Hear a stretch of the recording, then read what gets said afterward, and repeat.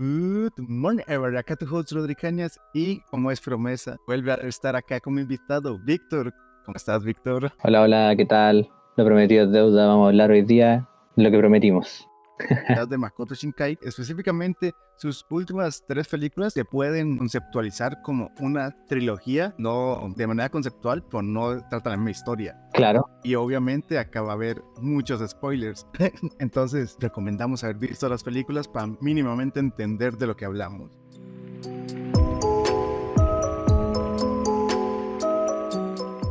entonces nuevamente como parafraseando, digamos, porque no, la película no, digamos, no tengo el guión acá enfrente mío. Tenki no Ko nos cuenta la historia de dos personajes. Un personaje que es una chica nuevamente, que tiene un problema, si no me equivoco, con su mamá. Corrígeme aquí si me equivoco, Roderick. Que está muy enferma y ella va a un shrine, ¿cómo se dice eso? Un templo tradicional japonés y le reza a uno de los dioses para que se recupere. Esto es así, ¿verdad, Roderick? Eh, Honestamente, bueno, acá entro como pseudointerpretación, pero me parece que nunca, o sea, sale que la mamá está enferma y ella va a este templo y reza, Claro. pero nunca vemos realmente qué es lo que pide. Ya. Entro como interpretación propia de que realmente lo que pedía era que saliera el sol. Wow. Claro. Eso es lo que dice los diálogos, sí, pues, ¿no? O no dice nada, solo la vemos en silencio. Ajá, la vemos en silencio, o sea, como Ya, que, perfecto, mucho mejor. Qué bueno, Shinkai. Ya, pues entonces, ahí tiene un pariente enfermo, no me acuerdo ni siquiera si se ve la cara de la mamá, pero tiene un pariente que está enfermo y ella va a un templo y reza. No escuchamos lo que reza, pero de ahí en adelante ella tiene una conexión extraña con el cielo. Y lo vemos en ese momento, porque cuando ella reza sale el sol. Después vamos a nuestro protagonista. Nuestro protagonista es un chico del campo, ¿verdad? sí, Que escapa de casa y va a Tokio, ¿verdad? exactamente. Y allí en Tokio lo recibe un adulto joven que se identifica mucho con él y que le da consejos y es como una especie de figura paterna para él en la película. Y empieza un... ¿Cómo es que se conocen con la chica?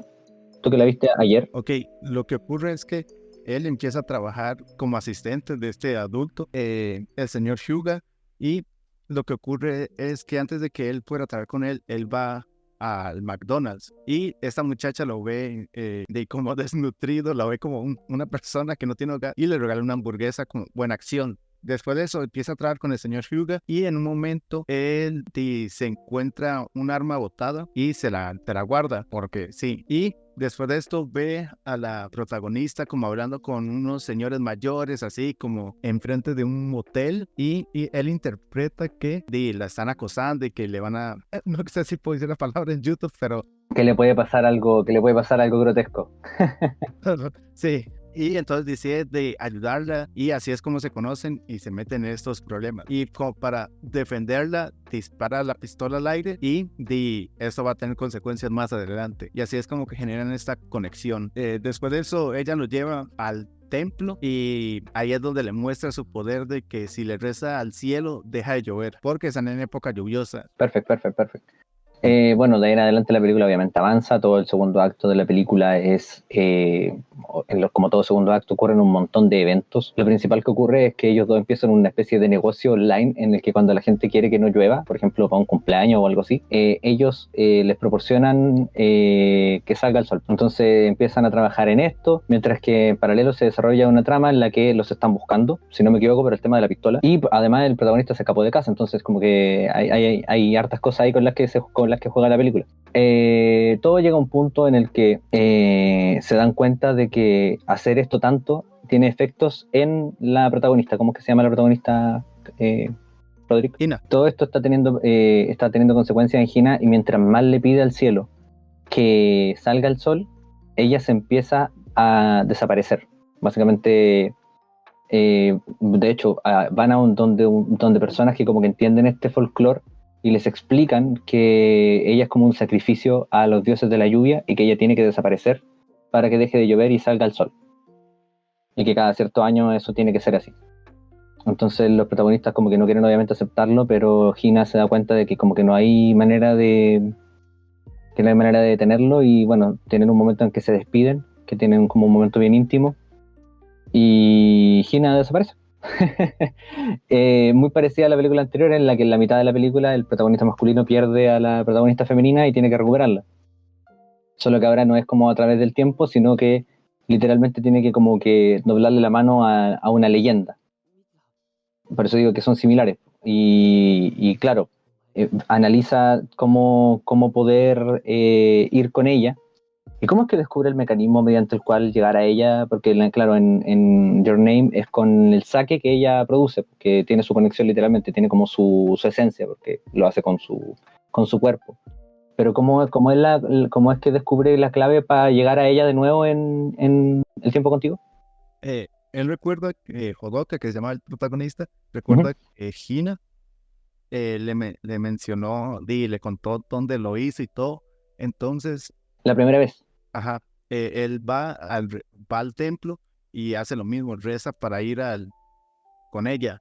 Ya, ya. Entonces, básicamente lo que encuentra en la película es el templo del principio, el templo donde ella rezó al principio cuando estaba su pariente en el hospital. Claro, y me acuerdo que ahora es un edificio abandonado y en ese momento lo está buscando la policía y hay como una persecución y lo persiguen por la ciudad y sube a este edificio que está abandonado, que se está cayendo literalmente a pedazos y su figura paterna aquí literalmente como que se pelea con la policía para que pueda subir al último piso por donde está el templo. Es que esto es muy común en Japón, para quien no lo sepa, es muy común que arriba como de edificios hayan templos antiguos. Onda, eh, me acuerdo que un amigo que fue a Japón me dijo que adentro de un mall habían conservado un templo que estaba ahí ya desde antes. Entonces como que hay cosas súper extrañas en Japón. La cosa es que esto es así, pues en la cima de este edificio había un templo como desde hace muchos años y a pesar de que el edificio ya estaba como todo roñoso, todavía estaba el templo ahí. Ya pues logra llegar, sortea todas estas dificultades, reza y sube al cielo. Que es literalmente el momento de la hora mágica de Kimi no Na wa, pero aquí es un momento en el que están sobre las nubes los dos personajes. Eh, y ahí ocurre el momento climático y donde se dice la tesis en voz alta. Obviamente la tesis no se dice literal, porque si tú dijeras la tesis literal está ahí masacrando tu guión, pero se dice la tesis de la manera más como la entienden los protagonistas posible, que obviamente no tienen una visión en tercera persona de sus vidas, pues, sino que tienen una visión en primera persona. ¿Te acuerdas tú de lo que dice el personaje Rodrigo? Yo me acuerdo clarito, pero, pero para ver si te acuerdas. No, honestamente no recuerdo. Ya, lo que ocurre es que ahora que Hina ya se había sacrificado para los dioses, estaba como literalmente como durmiendo en las nubes, porque era un sacrificio de los dioses de la lluvia. Y había salido el sol, y ahora habían puros días de sol. Pero para el protagonista no era así porque no tenía Hina, pues entonces para él era como que lloviera todos los días a pesar de que ya no llovía más, de que se había calmado esta lluvia inusual que había, que era precisamente por algo mágico. Y él cuando llega sobre las nubes despierta a Hina y le dice que baje con él, y Hina le dice que no puede porque si baja no va a parar de llover nunca. Y él le dice, cuando la saca de ahí y se la lleva literalmente hacia abajo y empiezan a caer los dos juntos, que le da lo mismo que llueva para siempre mientras la tenga con él. Y esa es la tesis, te la dice él, pero obviamente no te la dice literal, te dice como su interpretación de la tesis, como protagonista que tiene una realización, una epifanía, digamos. Y ahí, ¿cómo es que no les pasa nada cuando caen al piso? No recuerdo ese detalle específico. De Magi aparecen en el santuario y los policías los arrestan, uno porque Hina era de huérfana con el hermano. Ah, también Entonces, eran, claro, eran Runaway Kids.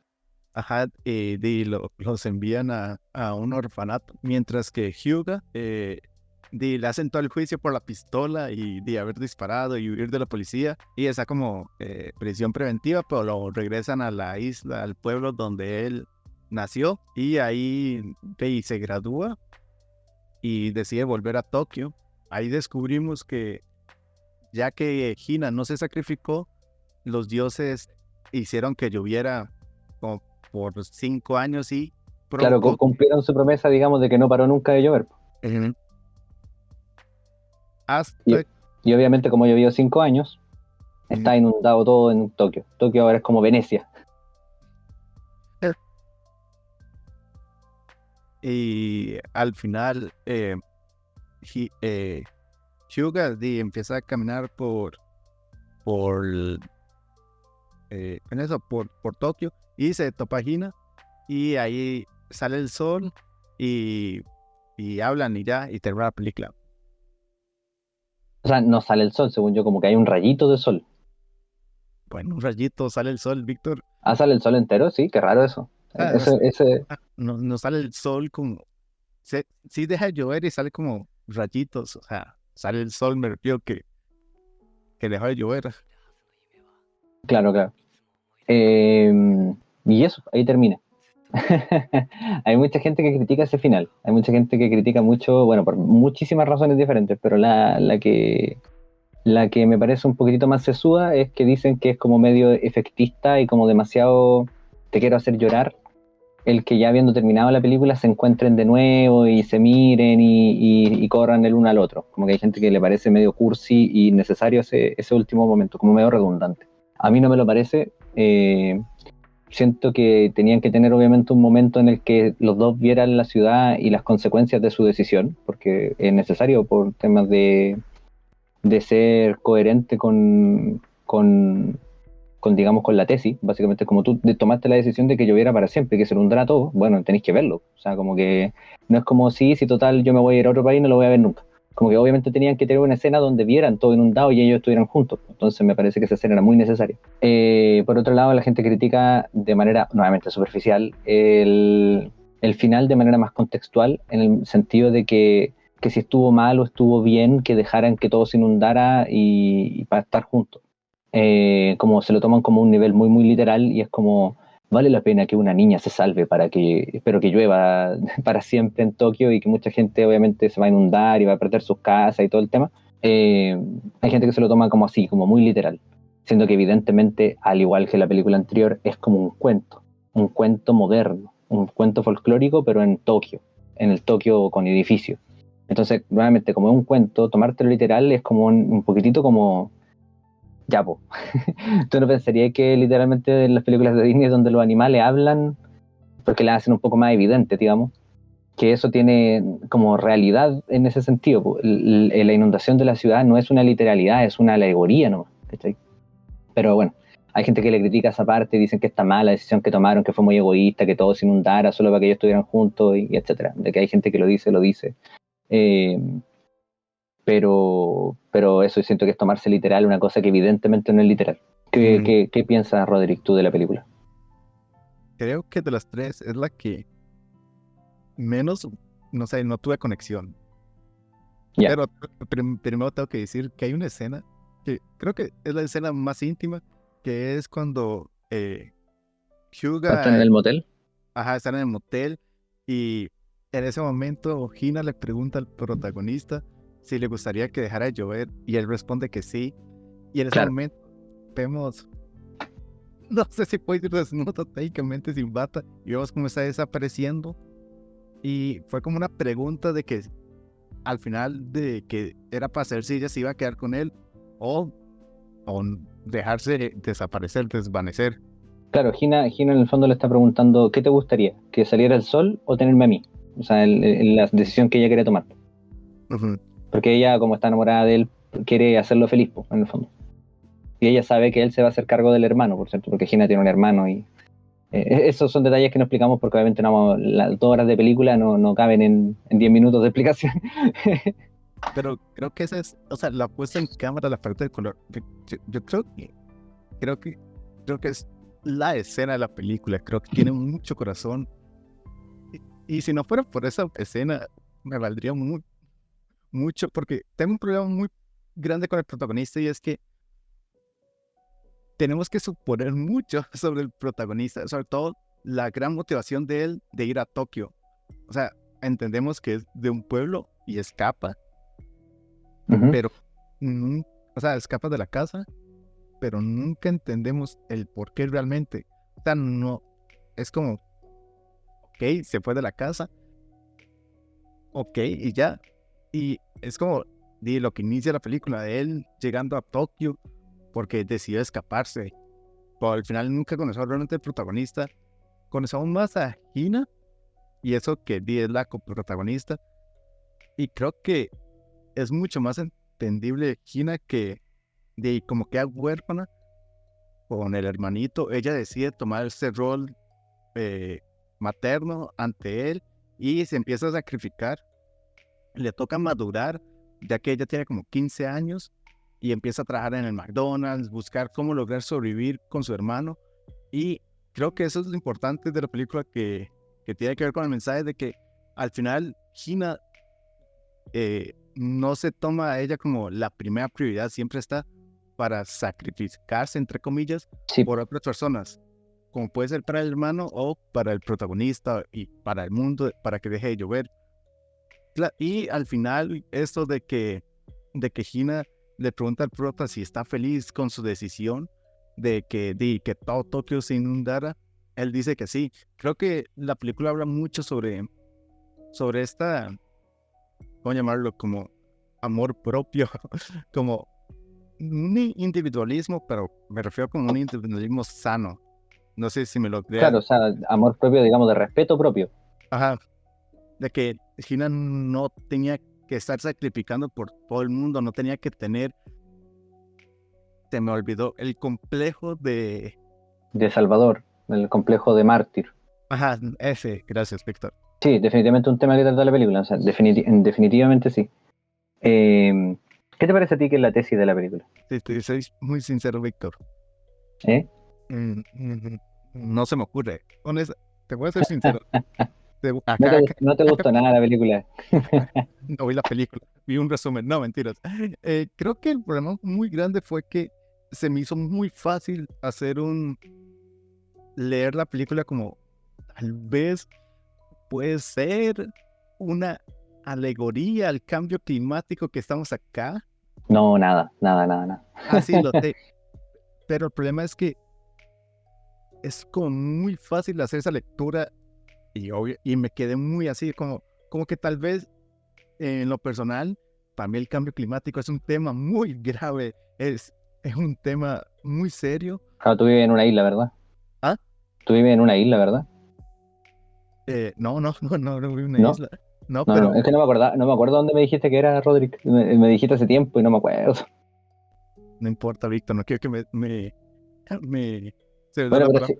pero sí es en un lugar donde el cambio climático afecta de manera muy, muy, muy directa, ¿verdad? Sí, o sea, como todo el mundo, o sea, creo que vivimos en un puntito azul, Víctor, no hay como mucho escape. Pero creo que No, pero hay lugares donde afecta más directamente, más pronto, obvio.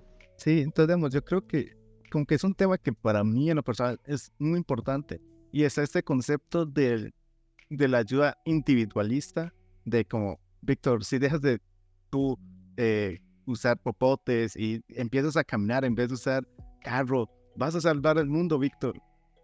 Pero Claro. creo que es ese pensamiento individualista y acercándolo a la película y el tema de la lluvia y todo esto me generó mucho ruido, como que fue como, ay, como que creo que en lo personal fue como un tema que se puede acercar mucho al cambio climático y un mensaje sobre la individualidad que es importante y al final fue como que eso, o sea, es una lectura muy básica y tal vez una muy pésima interpretación, pero me O sea, hay termina. mucha gente que lo interpreta como tú. O sea, hay mucha gente que lo interpreta como tú. No es como que nadie lo haya interpretado así, pero yo siento que, claro, que como tú dices, no es la interpretación más cercana a las primeras cinco que nombré delante. Es una de la número 6.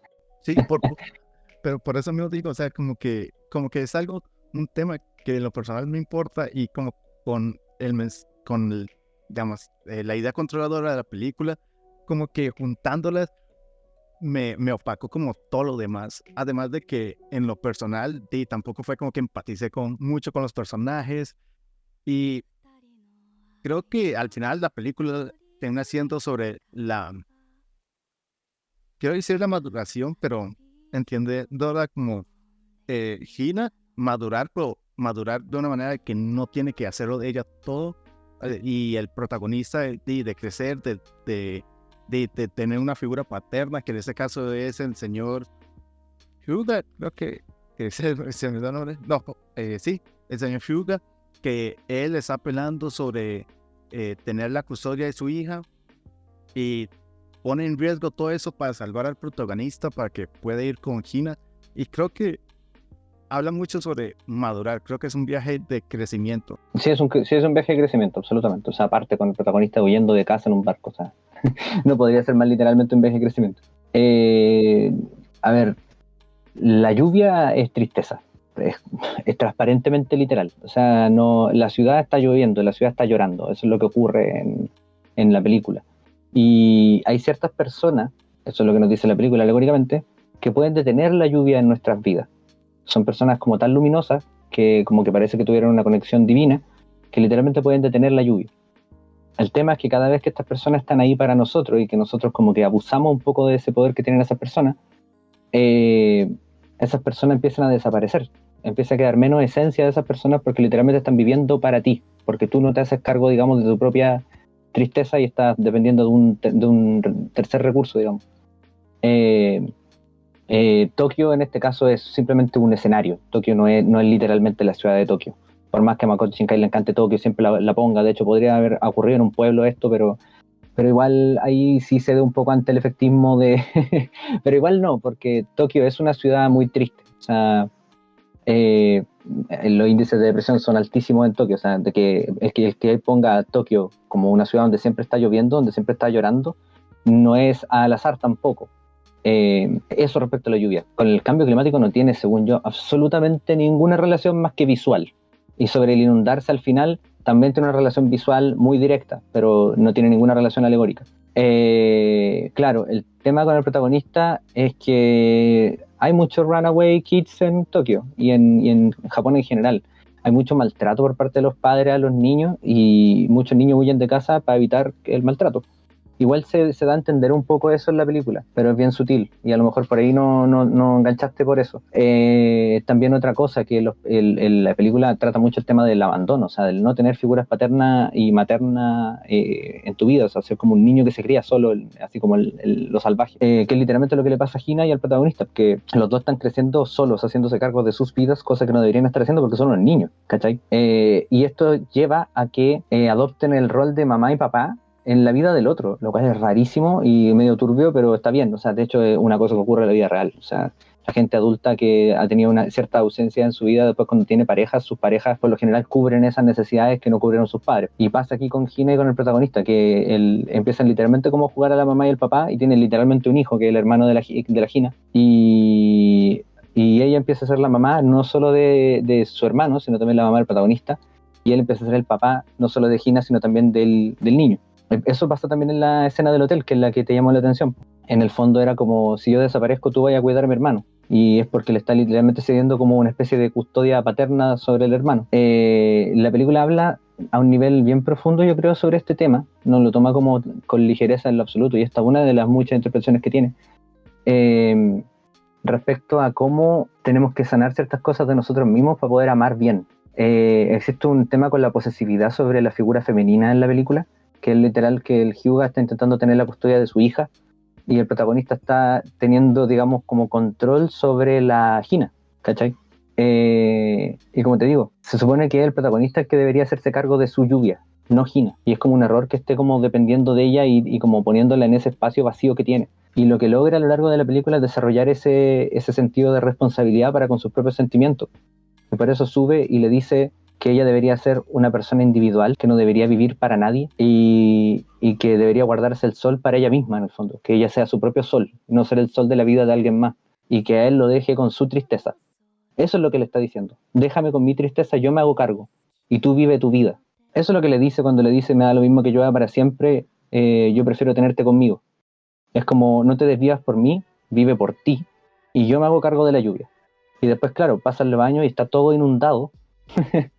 Básicamente, simplemente se desarrolla de manera natural, pero él ya no siente esa inundación como algo malo, lo siente como algo que asimiló.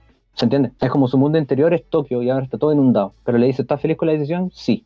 ¿Cachai? Yo prefiero ya no controlarte a ti y yo hacerme cargo de mi tristeza a que tú tengas que sacrificarte por mí.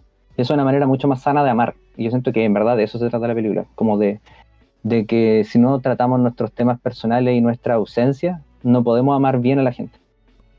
Pues, tiene mucho sentido. Pero acá viene mi pregunta, ¿por qué crees que esta película no resonó como con el público como tal? sea, porque muchas O sea, sí le fue bien en todos los cines, solo que no le fue tan bien como Kimi no Na wa. Sí, sí, pero en recaudación, pues me refiero que normalmente las personas se les olvida esta película, o sea, no, como que una comparativa, normalmente le dicen como, oh sí, Your Name 2, o así, o sea, como que no es una película que por sí misma sea tan emblemática. O sea, O sea, conozco a harta gente que su película favorita de Shinkai es Tenki no Ko. Y vuelvo a lo que había dicho antes, porque es más ordenada. ¿Cachai? Como que Kimi no Na wa trata como 10 temas y aborda como 7 géneros, mientras que Tenki no Ko es como uno, uno y uno, y bien pulido. Como una película ordenada, muy directa, muy lineal. Hay gente que no le gusta eso, y hay gente que sí. Hay gente que es su película favorita porque la encuentran como la más lograda de Shinkai, como que la tesis es como filosa, porque está perfectamente afilada, perfectamente como encaminada, encauzada en una cosa que todas las tramas, como te dije, la de Hyuga y hay más personajes que resuenan con la trama, básicamente como que resuenan con la tesis, que diga, eh, que la hace muy clara. Entonces, como es la película más clara de Shinkai, hay gente que es su favorita. Ahora hay gente que por eso mismo no la encuentra tan bacán, porque Kimi no Na wa era una película que te ofrecía más variedad, ¿cachai? Como digamos que en el sentido videojueguístico de la percepción, una cosa que se le exige a los juegos es que tengan variedad de escenarios, por ejemplo, ¿cachai? Como en Kimi no Na wa varían mucho los escenarios, pues tenemos campo, tenemos ciudad, tenemos diferentes estaciones, tenemos recorrer las montañas, tenemos la nieve, tenemos la noche en Tokio, la noche en el campo, tenemos el tema de los meteoritos, tenemos los viajes astrales, mambo místico, pero en cambio en Tenki no Ko tenemos la ciudad con lluvia, la ciudad con lluvia, la ciudad con lluvia y de repente sale el sol pero sigue nublado. Entonces yo siento que hay mucha gente que la siente más aburrida porque estamos tan acostumbrados como a la dopamina así excesiva que no pueden ver una película tan lineal. Sí, yo siento que eso es lo que ocurre, como la mayoría de la gente, los públicos no pueden ver una película donde no hayan como cada 30 segundos un cambio importante porque si no se aburren. Y eso no es problema de Makoto Shinkai, digamos, es un problema de la audiencia. Siento que nos han mal acostumbrado muchísimo a las películas que como cada 30 segundos tiene que haber un flash de luz en la pantalla para mantener la atención. Siento que Tenki no Ko no hace eso y por eso mismo mucha gente no le gusta. En cambio sí lo hace Kimi no Na wa. Kimi no Na wa tiene un ritmo vertiginoso y a cada rato hay música, hay montajes como videoclip. Es muy rápida y Tenki no Ko no, es más lineal, es más pausada, es más contemplativa, digamos. Yo siento que a lo mejor por eso pasa lo que tú dices, que hay mucha gente que se lo olvida o que no enganchó. Yo encuentro que es una muy buena película, sin duda, y sí es cierto lo que dice la gente, que es la película más clara hasta este punto, digamos, más clara que Your Name, aunque Your Name es más ambiciosa y por el hecho de ser más ambiciosa a mí me gusta más.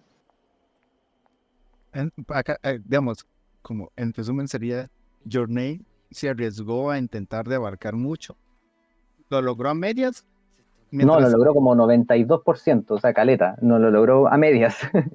es que, no sé, bueno, 92%, eso sería que lo logró técnicamente, es victoria. Claro, digamos que hubo un par de personas que le dijeron, pero no estaba perfecto. Y ahí como que eso yo creo que le pesó mucho y dijo, ya lo voy a hacer perfecto. Y hizo una película muy, muy, muy cerradita, muy cerrada, que es muy alegórica. Es como, a lo mejor lo que pasa con Tenki no Ko es que debería haber sido más corta de repente, porque como era un cuento y era bien, bien corto, además que te cabía en menos tiempo y es muy larga. Se empieza a dilatar en algún punto porque es una pura trama, ¿cachai? De pronto algo así podría mejorarla, aunque a mí ya me cuesta hablar porque yo encuentro que Shinkai es como 100.000 veces mejor que yo, entonces ¿qué voy a decirle yo para que mejore la película? Nada, pero de pronto por ahí podría haber sido algo, alguna persona que él respetase le podría haber dicho, oye, de pronto podría haber sido más corto, porque dado que quería hacer una película tan unitemática, podría haber sido más corta, porque dura casi lo mismo que la otra. Entonces, claro, la otra tenía demasiado más pasando porque te fuiste al chancho tirándole cosas, te fuiste al chancho modismo chileno para decir, exageraste poniéndole elementos, pero a esto te faltaron un par de elementos para que durara 2 horas, ¿cachai? ¿Sabes qué creo que también tuvo, ha manchado un poco la imagen, entre comillas, de que hay dos feos de los protagonistas de Your Name? Ah, pero eso es el Shinkai verso.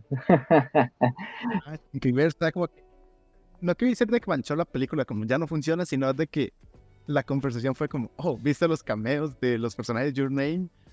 Sí, pero igual eso, para que cachis, Roderick, que irrelevante, literal tú no te diste cuenta que ya había un cameo en Your Name y tú no lo cachaste. Under Your Name. Literalmente tú lo nombraste delante y no te quise decir nada.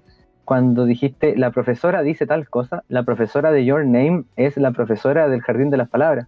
¿En serio? ¿Cómo? Es el Shinkai verso.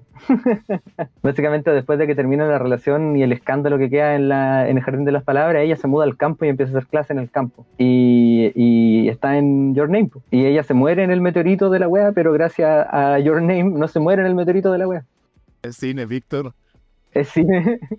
El tema de Shinkai quiso conectar sus películas y cosa de él, ¿cachai? Pero claro, hay gente que le puede gustar más o que le puede gustar menos. Igual es como un poquito innecesaria, pero es súper piola. O sea, dura poquito en todas las películas. Igual si no te lo dicen ni cachai. Claro, como fue el fenómeno Your Name, fue tan grande cuando lo hizo de nuevo en Tenki no Ko, que es segunda vez que lo hace y tal vez hay incluso más, pero ahí fue más sonado porque eran los protagonistas de la película, que fue fenómeno, pero solo por eso, porque en verdad ya lo había hecho antes. Y lo que quiero decir es que no es que se quiso colgar de Kimi no Na wa directamente, porque él ya lo había hecho con el Jardín de las Palabras y no se estaba colgando de nada. Es simplemente algo que a él le gustaba hacer. Él quería mezclar su historia.